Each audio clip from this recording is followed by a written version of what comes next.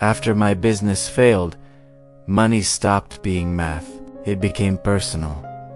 Every dollar felt like a judgment. Every expense felt like a mistake. And every balance felt like proof that I wasn't who I thought I was anymore. I'm not here to sell you anything. I'm not here to motivate you. This isn't a comeback story. At least not the kind people like to hear. This is about what happens after the business collapses. When the invoices stop. When the calls go quiet.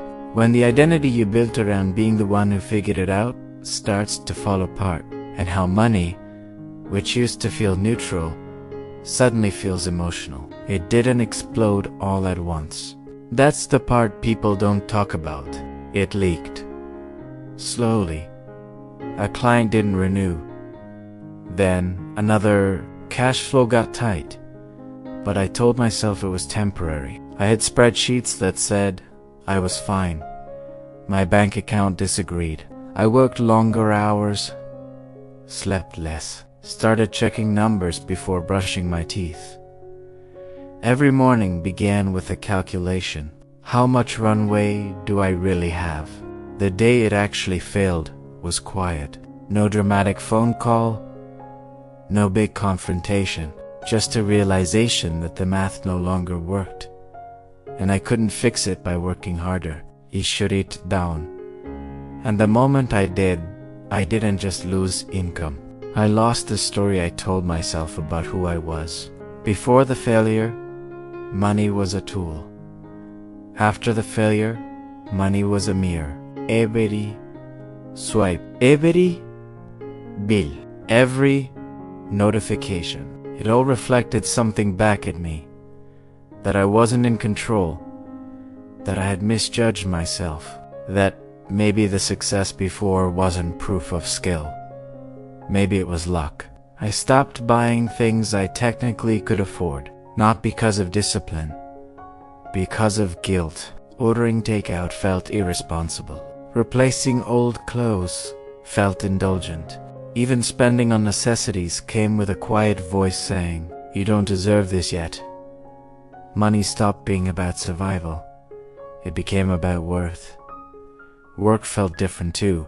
I wasn't unemployed, but I wasn't someone anymore. When people asked, "So what do you do now?"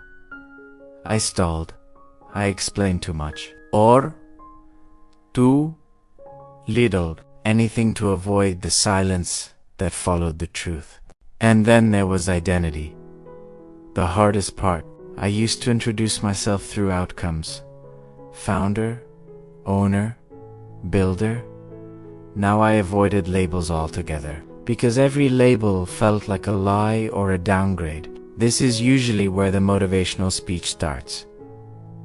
The pivot, the hustle, the triumphant rebuild. That's not what happened.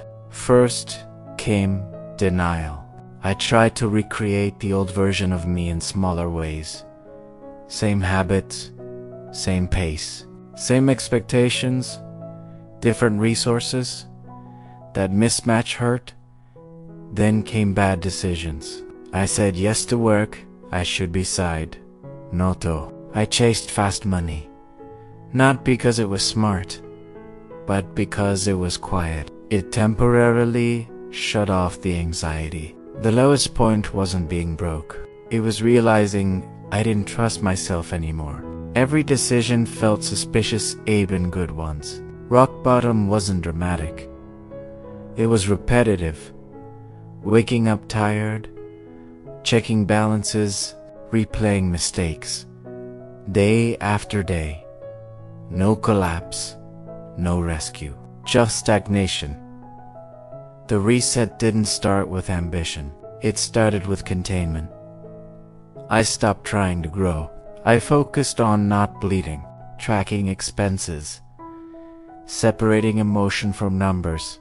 Not perfectly, just enough. I stopped asking, how do I win again? And started asking, how do I stabilize? That shift mattered, not financially at first. Psychologically, here's what failure taught me about money. Money isn't neutral when your identity is attached to it. You don't fear being broke. You fear being exposed. The second lesson. Fast recovery stories are usually incomplete stories. The slow part matters. That's where trust is rebuilt. The third lesson. Resetting isn't about becoming someone better.